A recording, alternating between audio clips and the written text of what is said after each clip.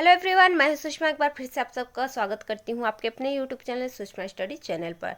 तो आज हम लेकर आए हैं महत्वपूर्ण अनुच्छेद से 50 क्वेश्चन, जो कि हर एक एग्जाम के लिए बहुत ही ज़्यादा महत्वपूर्ण है। हर प्रश्न एग्जाम में बार बार पूछे गए हैं और पूछे जाते हैं।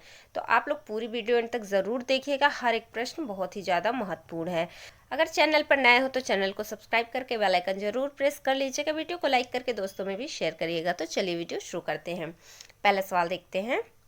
पहला सवाल है, भारतीय संविधान का कौन सा अनुच्छेद नागरिकों को समानता का अधिकार प्रदान करता है? तो इसका राइट आंसर हो जाएगा ऑप्शन है 14। अनुच्छेद 14 में समानता का अधिकार दिया गया है। अनुच्छेद 19 में अभिव्यक्ति की स्वतंत्रता है और अनुच्छेद 21 में प्राण और दैहिक स्वतंत्रता है और अनुच्छेद 25 में धर्म की स्वतंत्रता दिया गया है। ये भी आप ध्यान रखिएगा। अगला सवाल देखते हैं। अगला सवाल है, भारत में अनुसूचित जाति और अनुसूचित जनजाति के लिए विशेष प्रावधान किस अनुच्छेद में दिए गए हैं? भारत में अनुसूचित जाति और अनुसूचित जनजाति के लिए विशेष प्रावधान किस अनुच्छेद में दिए गए हैं? इसका राइट आंसर हो जाएगा ऑप्शन डी, अनुच्छेद 46 में दिया गया है।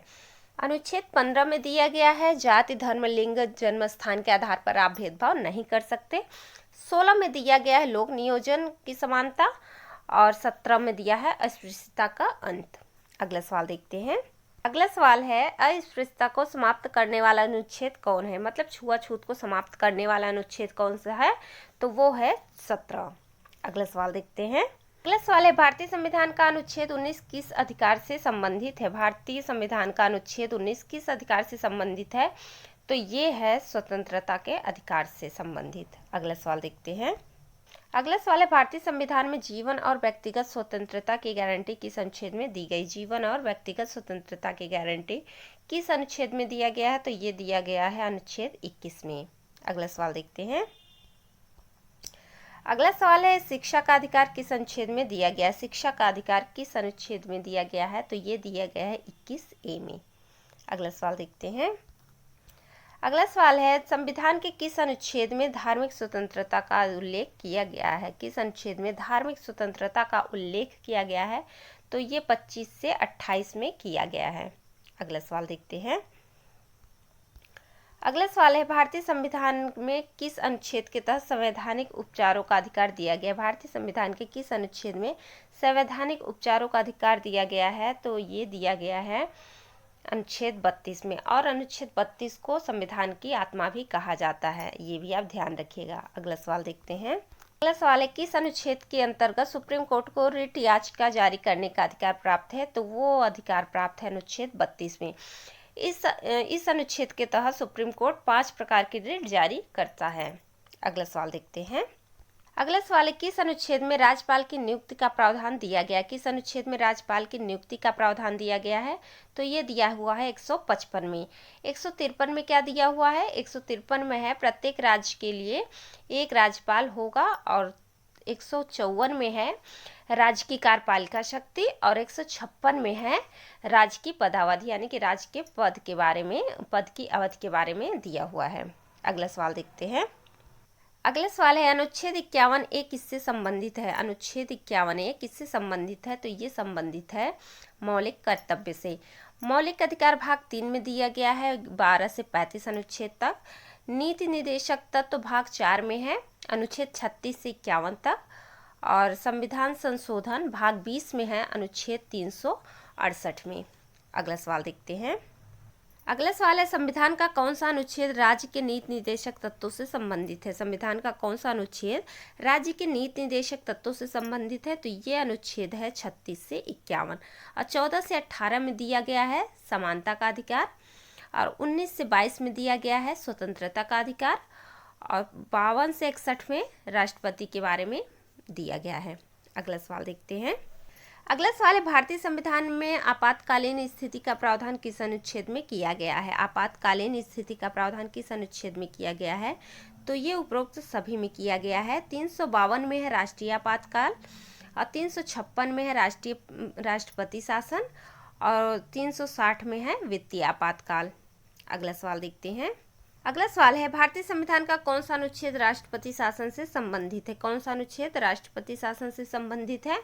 तो अभी हमने ऊपर ही बताया कि कौन सा अनुच्छेद है, अनुच्छेद 356 है। अगला सवाल देखते हैं। अगला सवाल है, संसद को संविधान संशोधन का अधिकार किस अनुच्छेद के अंतर्गत प्राप्त है? संसद को संविधान संशोधन का अधिकार किस अनुच्छेद के तहत प्राप्त है? तो ये प्राप्त है 368 के तहत। अगला सवाल देखते हैं। अगला सवाल है, भारतीय संविधान का कौन सा अनुच्छेद राष्ट्रपति को क्षमा, दंड माफी और दंड कम करने की शक्ति प्रदान करता है? तो अनुच्छेद 72 के तहत राष्ट्रपति किसी को भी क्षमा कर सकते हैं, दंड को माफ कर सकते हैं और दंड कम कर सकते हैं। अनुच्छेद 32 के तहत सुप्रीम कोर्ट 5 प्रकार के रिट जारी कर सकती है और 226 के तहत हाई कोर्ट 5 प्रकार की रिट जारी करती है। ये आप ध्यान रखिएगा। अगला सवाल देखते हैं। अगला सवाल है, राज्यपाल को क्षमा, दंड माफी और दंड कम करने की शक्ति किस अनुच्छेद में दी गई है? राज्यपाल को क्षमा, दंड माफी और दंड कम करने की शक्ति किस अनुच्छेद में दी गई है? तो ये दिया गया है 161 में। अगला सवाल देखते हैं।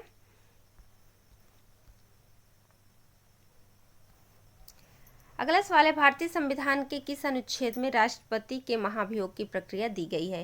किस अनुच्छेद में राष्ट्रपति के महाभियोग की प्रक्रिया दी गई है? तो ये दी गई है 61 में। अगला सवाल देखते हैं। अगला सवाल है, भारतीय संविधान के अनुसार भारत के प्रधानमंत्री की नियुक्ति कौन करता है?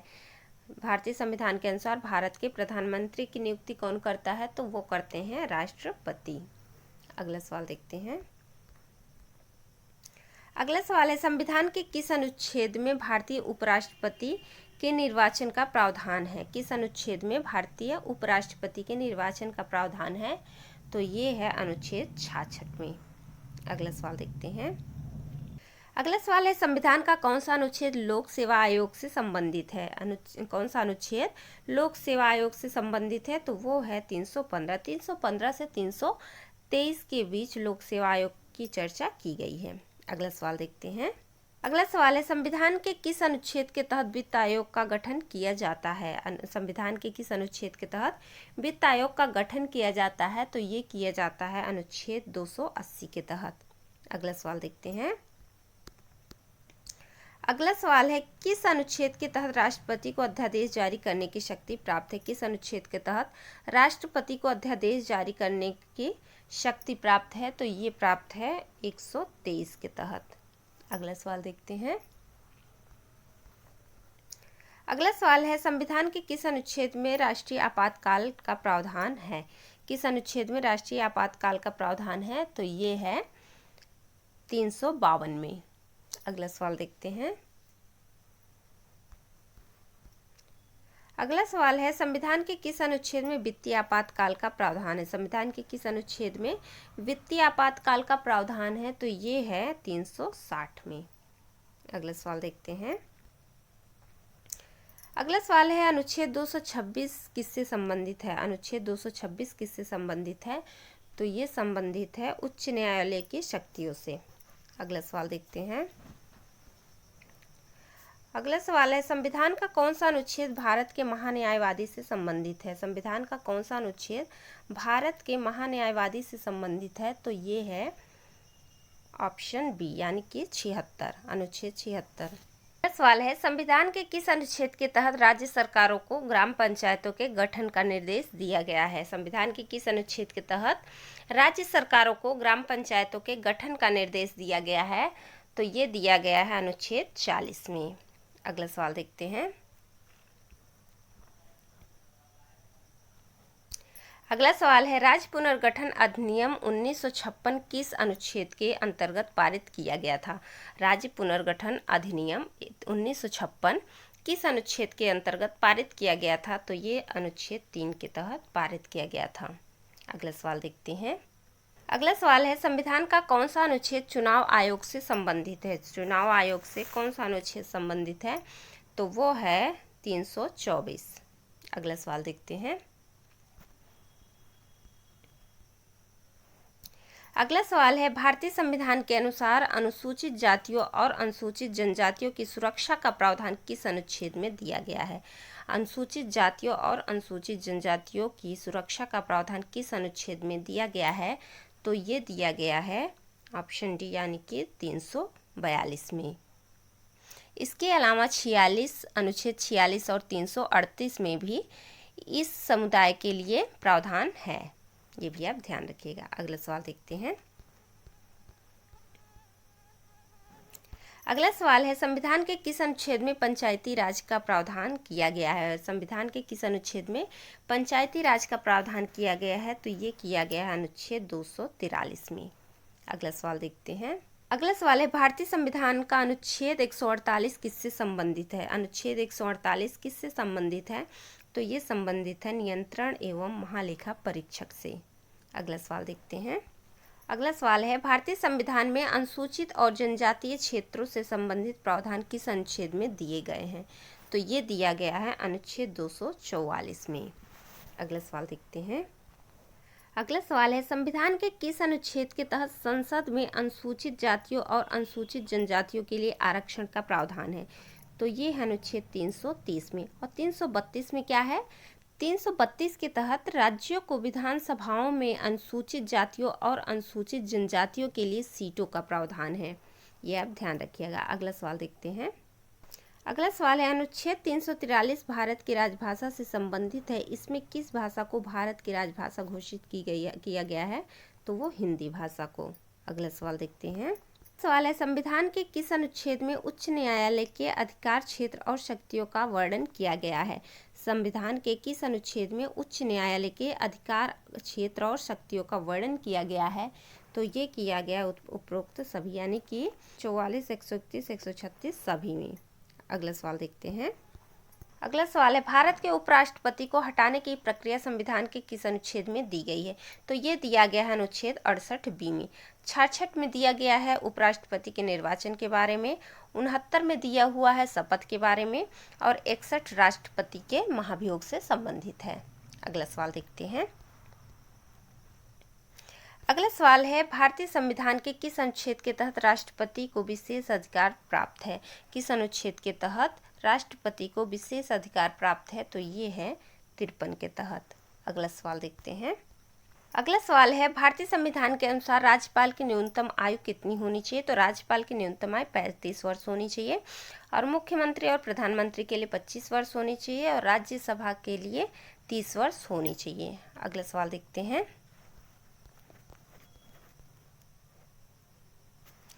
अगला सवाल है, भारतीय संविधान का अनुच्छेद 368 किससे संबंधित है?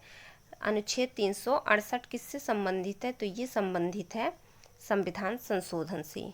अगला सवाल देखते हैं। अगला सवाल है, संविधान के किस अनुच्छेद के तहत सरकार को पिछड़े वर्गों के लिए आरक्षण शक्ति प्राप्त है? संविधान के किस अनुच्छेद के तहत सरकार को पिछड़े वर्गों के लिए आरक्षण शक्ति प्राप्त है? तो ये प्राप्त है अनुच्छेद 15(4) के तहत। अगला सवाल देखते हैं।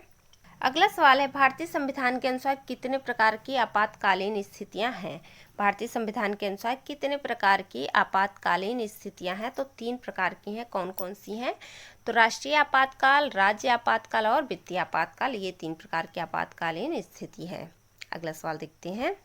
अगला सवाल है, भारतीय संविधान में संघ सूची, राज्य सूची और समवर्ती सूची की अवधारणा किस अनुसूची में दी गई है? तो ये दिया गया है 7वीं अनुसूची में।